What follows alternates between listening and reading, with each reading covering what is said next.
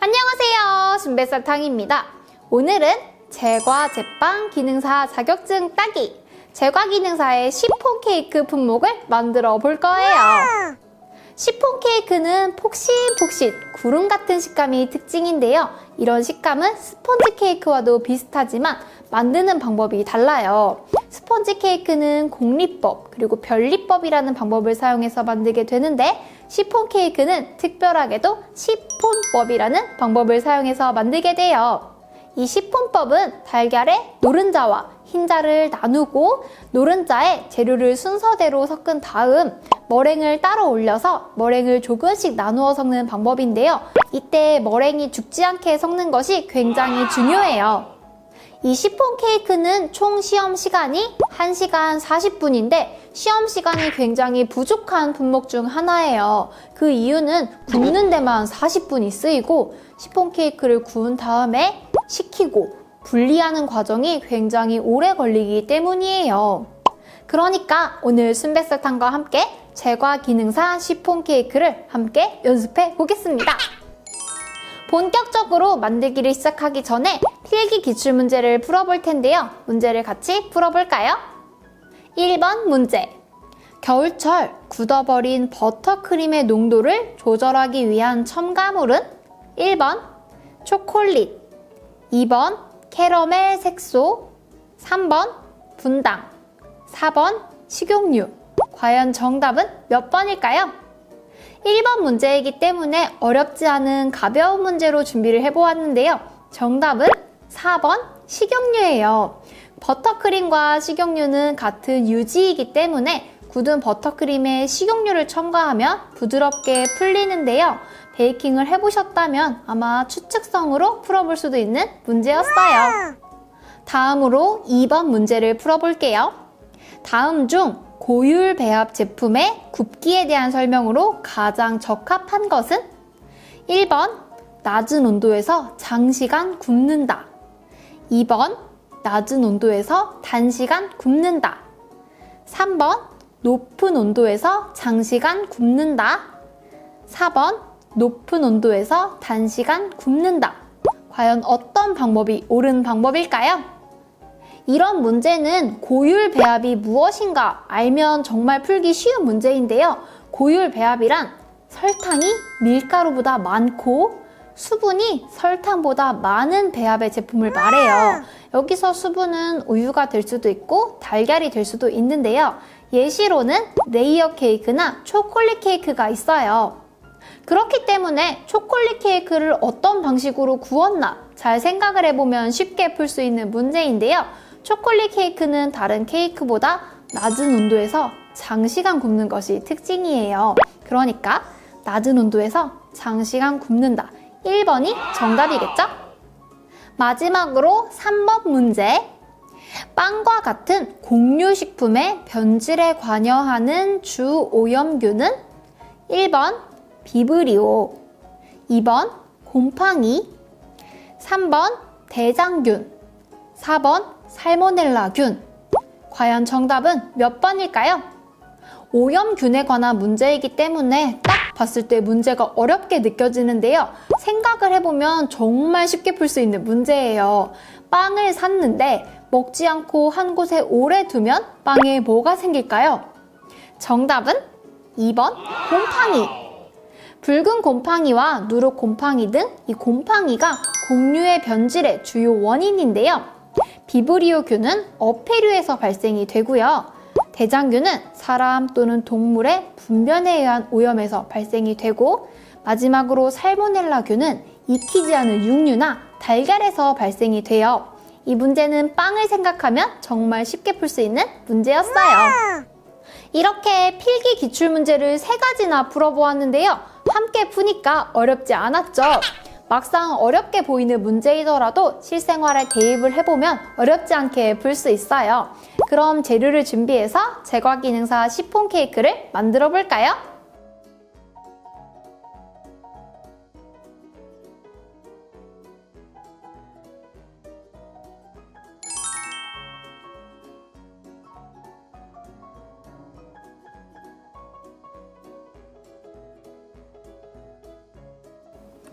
가장 먼저 가루 재료인 박력분과 베이킹 파우더를 체에 쳐서 준비해주세요.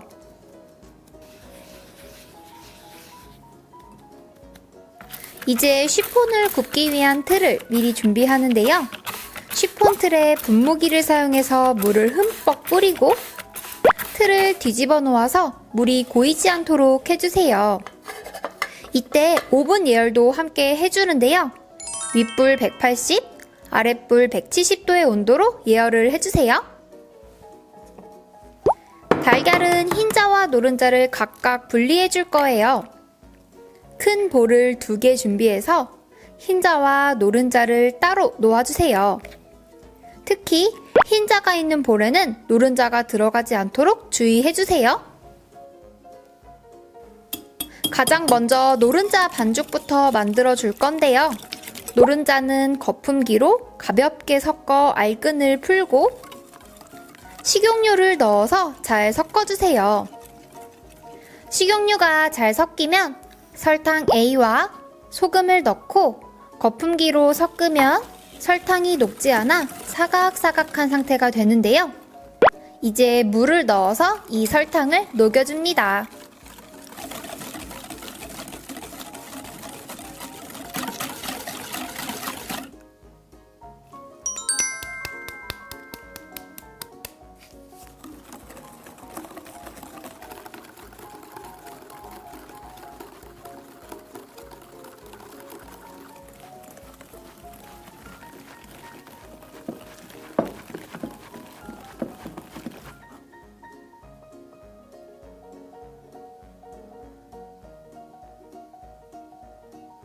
다음으로 흰자를 사용해서 머랭을 만들어 줄 건데요. 흰자에 흰 거품이 생길 때까지 휘핑을 하다가 흰 거품이 오르면 설탕을 넣고 매끄러운 머랭을 만들어 주세요.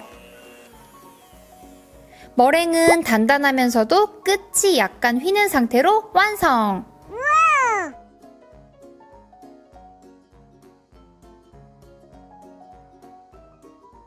머랭이 완성되면 노른자 반죽에 머랭을 넣어줄 건데요. 총 3번에 나누어서 머랭을 섞어주세요. 쉬폰 케이크는 머랭이 가장 중요한 반죽이기 때문에 머랭이 죽지 않도록 주의하면서 살살 섞는 것이 중요해요.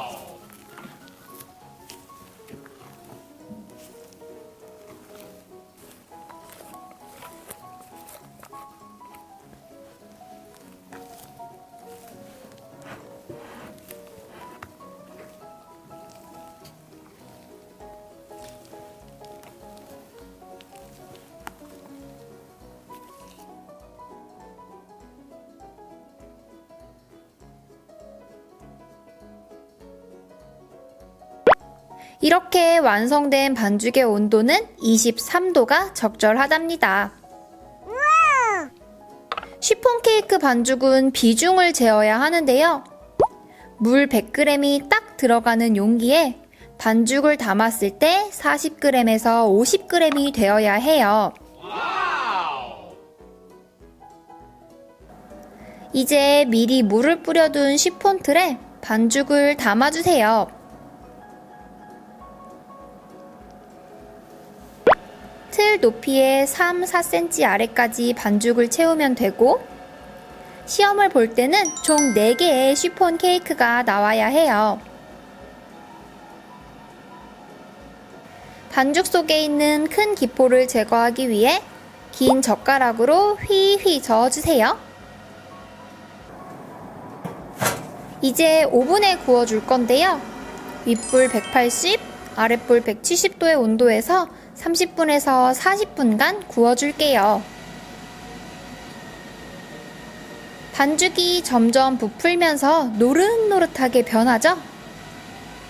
가운데 부분을 만져보았을 때 손에 묻어나지 않을 때까지 완벽하게 굽는 것이 중요해요.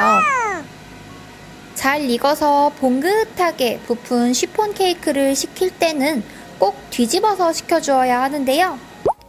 가벼운 쉬폰 케이크가 아래쪽으로 가라앉지 않게 하기 위함이에요. 시간이 부족하지 않도록 빨리 식혀서 제출을 해야 하는데 젖은 행주를 뒷면에 덮어서 식히면 식히는 시간을 훨씬 단축할 수가 있답니다. 아직 따뜻하게 온기가 남아있지만 거의 다 식은 시폰 케이크는 분리를 해서 제출을 해야 하는데요. 이 시폰 케이크는 분리하는 과정이 굉장히 중요해요. 틀에서 막무가내로 빼다 보면 부드러운 시폰 케이크가 찢어질 수 있거든요. 시폰 케이크를 잘 분리하는 방법을 알려드릴게요. 우선 손으로 가장자리 부분을 눌러 시폰과 틀을 분리해주세요.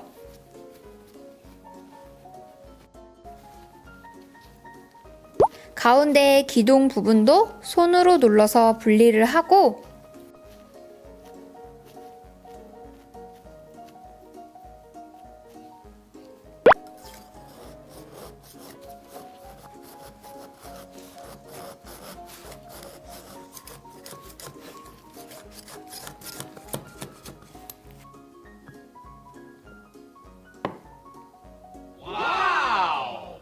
잘 떨어지지 않는 밑부분도 손으로 누르면 쉽게 분리가 돼요.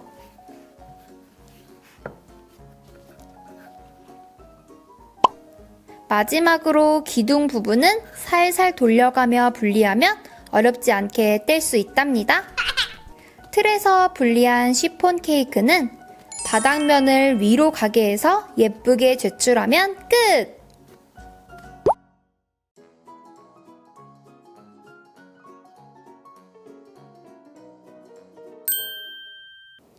짜잔! 몽실몽실 폭신폭신 시폰 케이크를 완성했습니다.